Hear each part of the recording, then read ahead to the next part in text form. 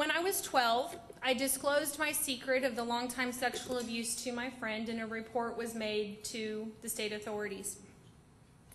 I was removed from my parents' home, and after a few days, I was placed with my aunt, who happened to live in the same trailer park. After a few weeks, though, my aunt called the state and said, "You need to move her. I don't want her making this up about my husband." After I was placed into foster care then, I continued to receive messages for the rest of my experience. My family constantly told me that it was my fault our family was breaking up. My father told everyone I had asked for it. I was just making everything up. My mother tried to convince me for years that I should forgive and forget, and just do what it takes to fix things. While most of my experiences in the system were generally positive, I believe the system truly saved my life, but there were those messages that were still confusing. They varied quite a bit from location to person to interaction to relationship. The difference between what people said to me and what they did, or the decisions they made, often spoke to me much louder than any words coming out of their mouth. In a foster home, it was often, "You're different. You're a guest in our home. You're not really part of this family. And you can't stay here if you do that." Moving to a group home sent the message, "No family wants you. You're too old now. You must need extra supervision. You're not trustworthy." The point systems that we use for behavior modification in group homes sends the message, "Your behaviors have value, and those values are negative." The courtroom perhaps brought the most painful message for me. When my mother stood up in court and told the judge, "You can keep her, I'm not going to therapy."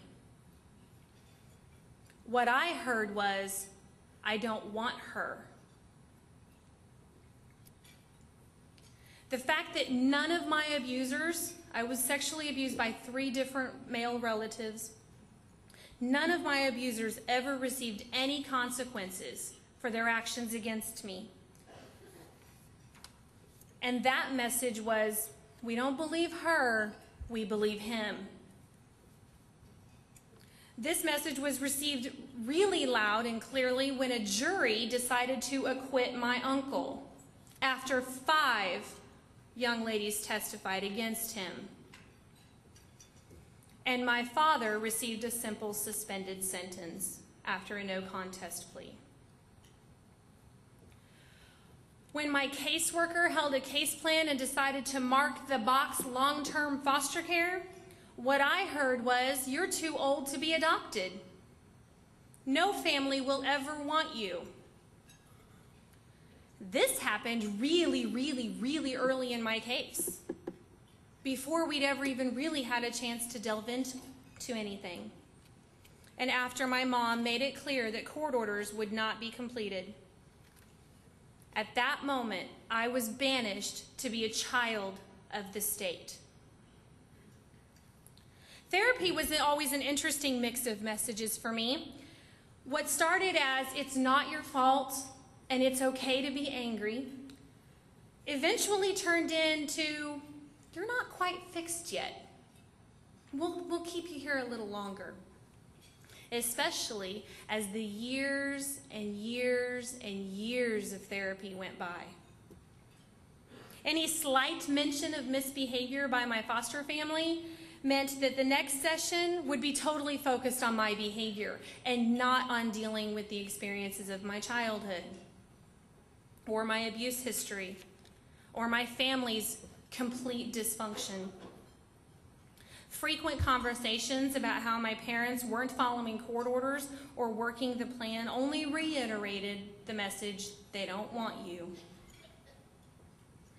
Life went on like this for 6 years, for the 6 years that I spent in care, moving to a total of 9 different placements.